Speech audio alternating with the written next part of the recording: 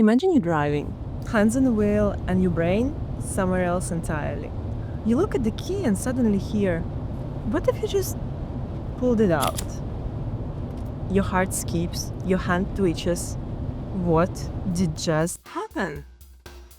Congratulations, you just had one of the most common weird thoughts in the world. Psychologists call them intrusive thoughts, weird, unwanted mental pop-ups. A global study found 94% of people have them, so no, we're not secretly trying to crash our cars. It's just our minds are playing weird little simulations. And that exact key yanking thought is actually famous. French even have a name for it. L'appel du vide. The call of the void. It's a part of something bigger that psychologists call a high place phenomenon. Those freaky flashes like, what if I just swerved into traffic?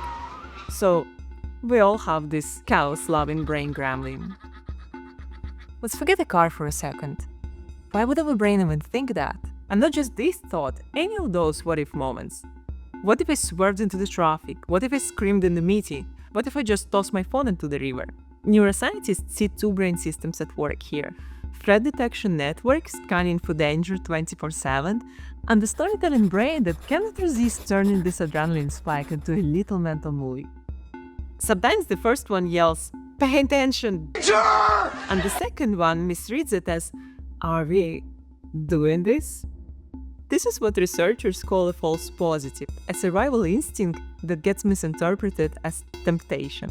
Psychologists studying l'appel du vide, the call of the void, think it might actually be your brain protecting you. You tense up at the edge of a cliff even before you consciously think about it. And then your conscious mind scrambles to explain that reaction, sometimes inventing a darker, maybe I wanted to jump scenario. And there is another layer, curiosity. Humans crave control, which means we're also fascinated by the idea of breaking it. Psychologists call it counterfactual thinking, mentally running the thing you shouldn't do, and not to plan, but to test the boundary. It's the same brain quirk that wonders, what if I press this big red button? What if I yelled during the vows? What if I ate this wax candle just to see? For most people, the thought fades in seconds. For people with anxiety and OCD, it can stick longer. And not because they want to act, but because they're hyper-aware of just how bad it would be. From a survival perspective, this all makes sense. Our brains run danger simulation to prepare us for a real thing. It's like a mental safety drill. Jump, bad idea. Swerve, bad idea. Pulling a key, really bad idea. Some studies even suggest that these thoughts affirm our will to live. We imagine the disaster because we value staying alive. It's our brain going, we could die. Let's not. Alright, let's say you actually do it. You reach for the key, click, and you pull it out while driving. What actually happens? Most modern cars are like, nah, we're not doing that. They literally won't let you pull the key out unless it's in park or off. Engineers know us, they coded in protection against our 0.5 seconds of madness. But let's say you can't pull the key out. Older car, broken safety mechanism, or the key just gives in. What happens next? The engine usually shuts off, or maybe slips into kind of limp mode. But nothing explodes, the car just loses its power source. And because the momentum is still carrying you forward, you won't stop right away, you keep rolling until you naturally slow down, or until something slows you down. And what happens to the controls? You can still turn the wheel, but now it feels like you're resting it. That's because the power steering system shuts down with the engine. And without assist, it's just you and your arm strength. Same deal with the brakes. They will still stop the car, but without power boost, the pedal goes stiff.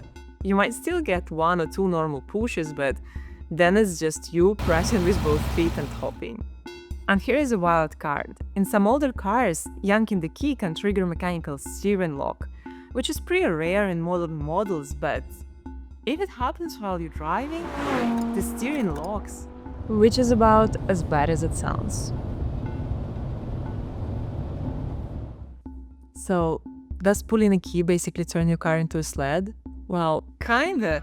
You'll still be rolling and technically you can still steer and brake, but now it's way tougher and a lot less predictable. And in the worst case scenario, either older car or bad timing, you can lose your steering assist, brake boost, or even hit a steering lock. And that combo, that's when things get really dangerous. And what about cars without a traditional key? If you toss a fob out of the window, most modern cars will just keep running. The system assumes the key is nearby and figures, don't worry, they'll be back. But if you press the stop button while moving, that's where things get dicey. The engine shuts down, and just like before, the steering goes stiff, brakes go heavy, and suddenly you're piloting a car that is way less cooperative.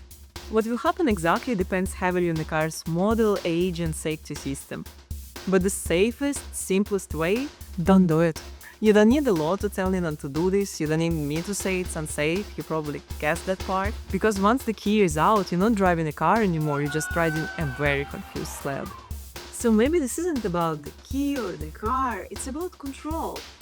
Driving is one of the very few moments where you literally hold your fate in your hands.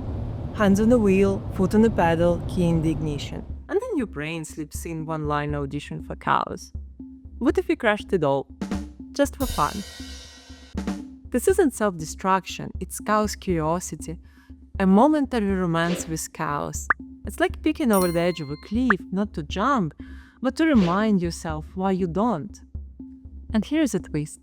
This intrusive thought, it's a proof you choose in order. Every time.